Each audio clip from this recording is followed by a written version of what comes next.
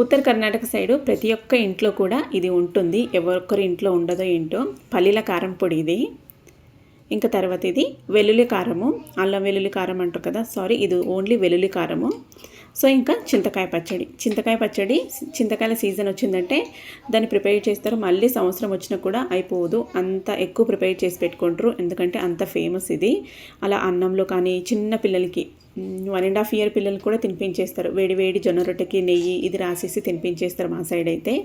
So ఇంకా అటు side ఏం చేస్తారంటే మార్నింగే దోశలు ఇడ్లీలు ఇప్పుడిప్పుడు ప్రిపేర్ చేసుకుంటున్నారు. బిఫోర్ అస్సలు తినేవాళ్ళు కాదు ఇవి.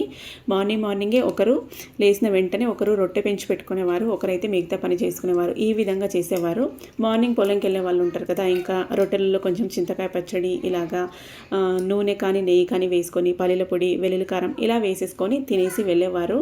సో చెద్దన్నమైన పర్లేదు అలా వేసుకొని తిని వెళ్ళేవారు. బట్ ఇప్పుడు టిఫిన్ ఐటమ్స్ అయితే వచ్చాయి. నేను ఇంకా ఇవన్నీ తమ్ముడికి పంపించింది అమ్మ.